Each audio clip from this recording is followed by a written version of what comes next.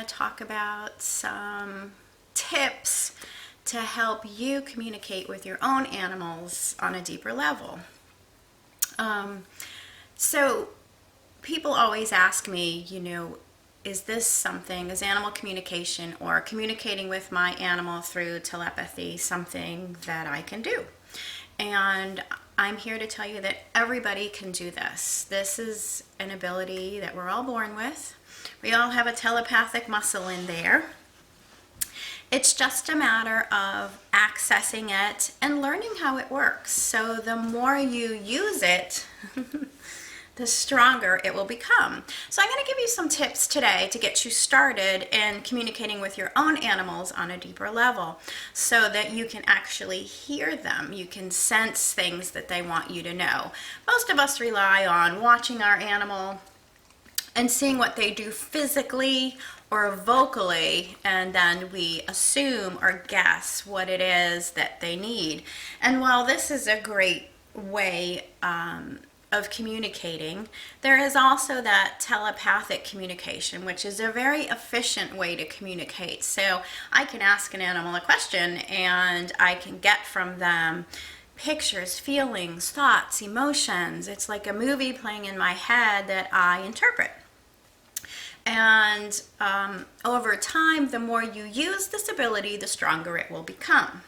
And you will find that your intuitive nature, your telepathic skills, all become stronger as a result. So I'm going to get you started today, and these are a few things that you can do with your own animals to help you just begin to tap into this notion. Number one, first thing, it's very important when we're with our animal friends and we want to tap into them on a deeper level to be in the moment. Now, this sounds easy, but in today's day and age, it's incredibly challenging. We feel like being still and being in the moment is almost a waste of time. I mean, we are a society where we are constantly multitasking. Walking while checking text, talking on the phone while cooking. We are constantly doing many things at once. To actually just be still is very hard for a lot of people to do. So this is the first thing, is to just be still, being in the moment. That means don't think about the past, don't think about the future, being in the moment. And our animal friends will thank you for this. And so will your friends and your family, because when we're in the moment, we are listening. And we don't have all these thoughts running through our head. And it's a challenge. Trust me, I constantly am doing a million things at once, and my brain's going a million miles a minute, but I train myself to slow down and to be in the moment. So the moment I'm communicating with an animal, I go through a process whereby I quiet my mind and I'm still in my mind and in my body. Well, not always in my body. You can communicate while you're walking or riding or what have you. But being still in the moment allows you to hear what they are telling you. So today or this whole week, take a moment to just be still with your animal. Don't expect anything. When we expect things, again, that's our logical mind getting in the way. So just be still with your animal. It can be a minute, it can be 5 minutes, it can be 20 minutes, but just being still and one with them. Just kind of write down any impressions you get. You may not feel anything except for a sense of oneness. You may feel incredible love. They may be looking at you like, what are you doing? Let's go for a walk. So just kind of pay attention to any sensations you get. And give them the gift of just being in the moment with them. They will thank you for it. So the challenge in doing that, again, is trying to keep your thoughts just in the moment. Not thinking about what am I going to cook for dinner, or geez, I hope that letter was received yesterday. So just being still in the moment. And when your mind wanders, When your mind wanders, gently bring it back. Don't be hard on yourself. Just gently bring your mind back to the here and the now. So that's number one, just being present in the moment. Number two, it's very important to open your heart. So when we're with our own animals, our heart does open. If you've lost an animal, or something has pained you in regards to an animal, sometimes our heart can close. When I first started doing animal communication, I had lost so many animals tragically, and it was devastating to me, and I did shut myself down. And so when I took my first animal communication class 20 some odd years ago, I walked into the barn that we were supposed to work with some of the animals, and I just burst into tears, and it was my heart opening. Unknowingly, I was shut down because I didn't want to feel pain from an animal. I didn't want to feel that pain. So sometimes, oh, my little helper here. So sometimes we do have to open our heart, and I picture doors on my heart, and I just open it up. Communicating with an animal is, it's a heart-to-heart connection. So you do have to be quiet in the mind, but open in the heart. Right? So that was 1, 2. Number 3, keep your mind out of it. Keep your mind out of it. Keep your mind out of it. So we have our logical mind and we have our intuitive mind, and they don't play well together. The logical mind will always try to squish your intuition. The logical mind is used to being in control. It is used to being right. It's concerned about, schedules. It's concerned about getting things right. It's concerned about facts. Your intuitive mind just receives the information, doesn't analyze it, doesn't judge it, accepts it.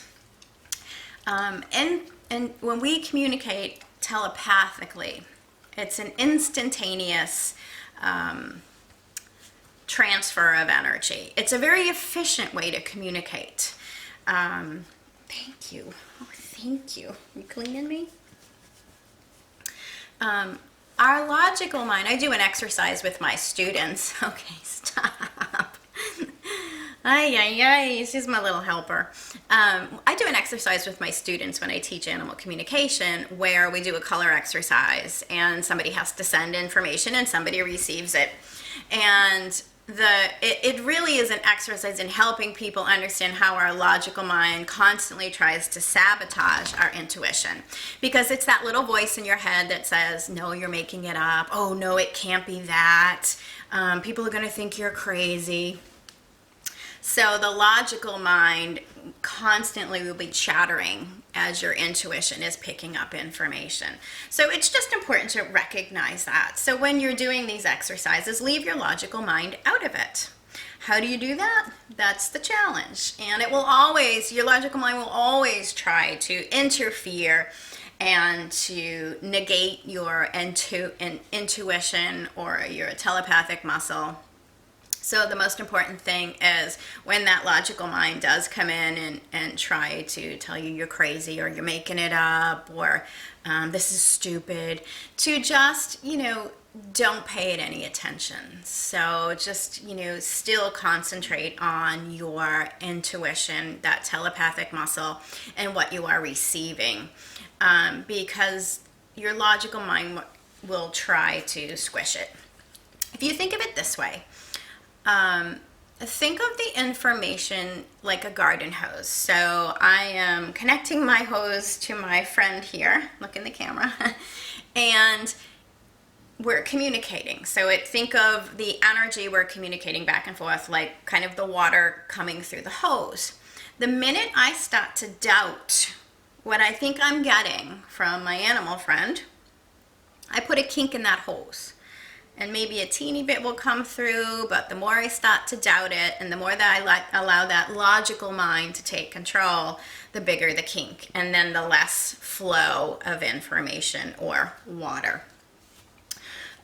So the more we trust what we're getting and we allow that gentle flow to go back and forth, the more we will get. So think of it that way. You don't want to kink your garden hose. So this is a few things to get you started. Just being in the moment with your animal friend, opening your heart, just really feeling the love you have for one another, and keeping your mind out of it, and just really trusting and believing you can do it. And then you can add things onto it, like, imagining you're greeting your animal and they're greeting you back and telling you about their day, and then you can tell them about your day. So you can start with little exercises like this to get you started. And the most important thing is have fun.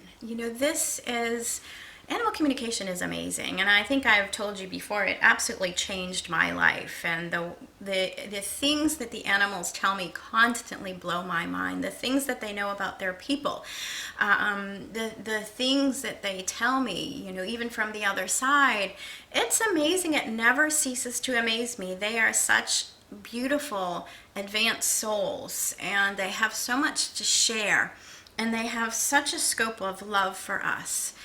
The least we can do is try to get to know them on that deeper level. So I hope you have fun with these exercises. If you want to learn more about animal communication, or this is something that you feel like your soul is calling you to do, that's what happened to me when I first started communicating with the animals. I was like, oh my gosh, this is what I'm supposed to do.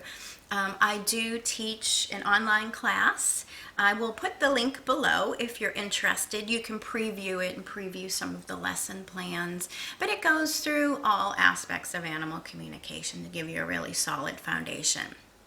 But some of the things I talked about today will get you started. So I hope you enjoy it. And thanks for watching.